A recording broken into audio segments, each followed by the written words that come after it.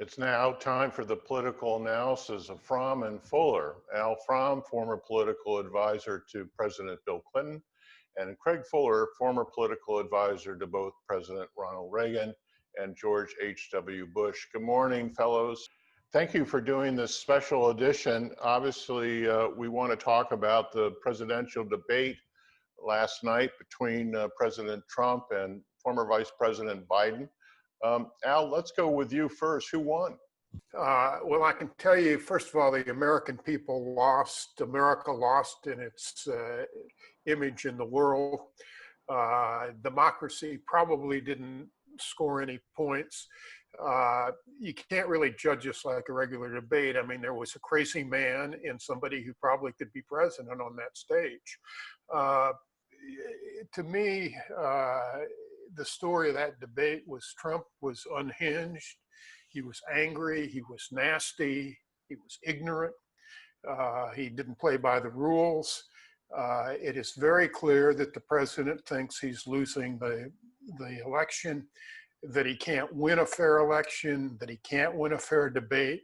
So what did he do? He declared war on decency and democracy. He tried to blow up the election.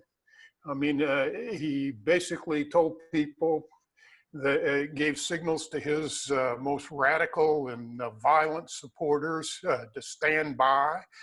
I'm sure that's probably trying to suppress the vote. He, he clearly wouldn't condemn white supremacy and his white supremacist supporters. He made it clear he wants to disrupt the voting. He signaled he wouldn't abide by the results and that he may have to be dragged out of the White House no matter what the margin. So what do you say? I mean, it was quite a performance. You really can't judge it on normal terms. All I'd say is going into the race, he was going into the debate, he was far behind because this election has been essentially a referendum on his performance. He had to try to change that dynamic. But the way he behaved made this election even more about him and his performance. So to me, he clearly didn't achieve that. And he had to win certain categories of voters, suburban white women, seniors, college graduates, people of color. He had to just at least make some inroads because the polls have been so strong against him and increasingly strong against him. And I can't imagine anybody in any of those categories who was undecided or leaning toward Biden saying, oh, wow, that was such a performance by Trump, I'm going to jump to his side. So what I would suspect is over the next few days, you'll see the margins continue to widen. Biden's performance was decent and fine. We really don't know what his performance was because every time he tried to give an answer to a question and answer with some substance, Trump interrupted him. And, I guess in some, I think some of his relatives in these recent books have described him the best. Mary Trump said that his motion of development ended at 3 years old. I think he put that on display last night. And the most astonishing thing is in Bob Woodward's book, he spends a chapter 33, for those who want to check this reference, where he interviews Jared Kushner. And he comes up with a 4-word description of Trump out of his interview with Kushner. He's crazy, he's directionless, he's stubborn, and he's manipulative. Boy, we saw that last night. Craig, what's your verdict? I guess, the way I've always thought about these debates is you have the 90 minutes in the room and you have that experience. And I'm not in any way going to disagree with Al's description of it. It was extraordinary. And then you have the next 24 hours And if you judge the 90 minutes as, I'm not even sure it's a toss-up, but it was such a mess that it's hard, I think, as Al was saying, to say that Biden got his message across because he was denied the opportunity. He certainly, in the 90 minutes, comported himself, I think, reasonably well, and he withstood this this assault, and some wondered about that, and I think he believes no one wondering today whether he can stand there and take it. In fact, he gives about as good as he gets during some of that. The more important time, because more people are going to see it, is the 24 hours that follows the debate. And on that block of time, judging by what we've just seen from last night and throughout the morning, Donald Trump did himself a lot of damage, and Joe Biden has clearly won this 24-hour block of time, as far as I'm concerned. We'll see more on the news and the evening news, but every excerpt shows a president somewhat unhinged, shows a president unwilling to put down white supremacists, being called somebody who's aiding and abetting terrorism. It's just kind of beyond the pale. So I don't see how you get to any other place. Alice is exactly right. I mean, somebody should write on the podium for the president, suburbanites, women, and undecideds, and he didn't speak to any of those people in a way that is going to bring them to his side. So I honestly think this is kind of harsh, but I honestly think President Trump's decided to lose this race on his own terms. No one's going to change him.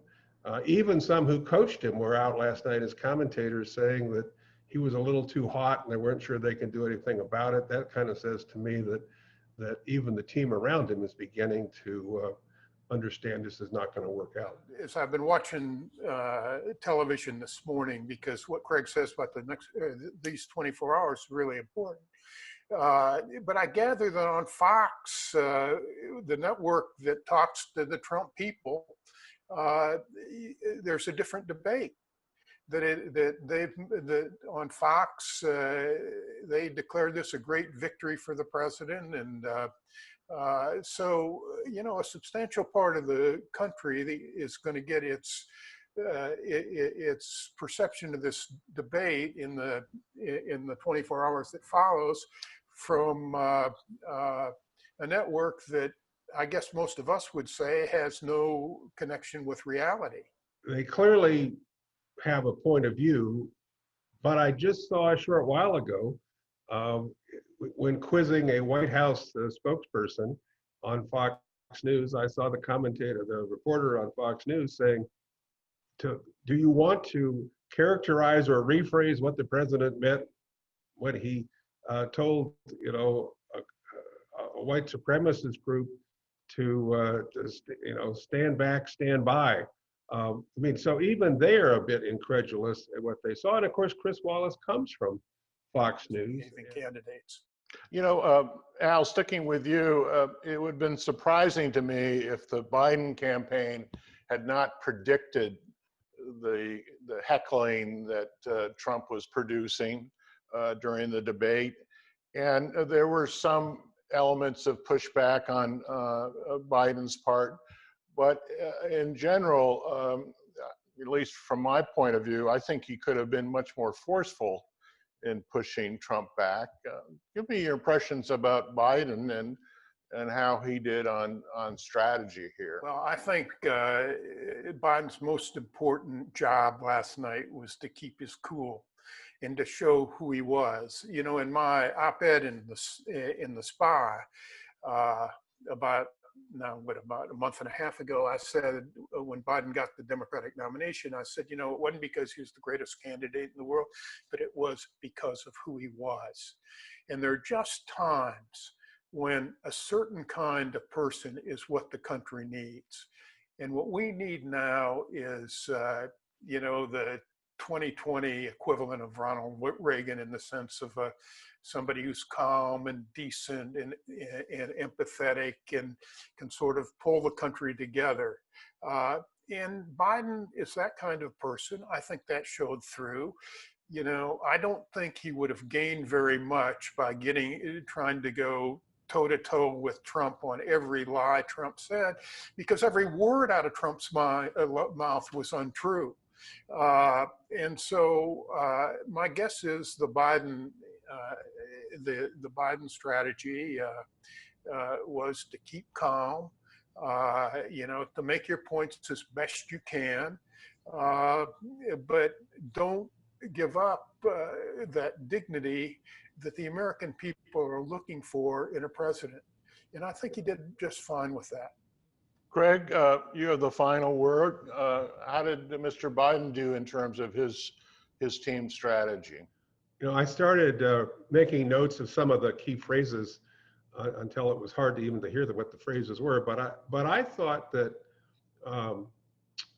Biden came to the debate with the desire to really focus on some messages that would stick. And the one that I heard the most often was, the president has no plan. He has no plan for the economy. He has no plan for the virus. He has no plan.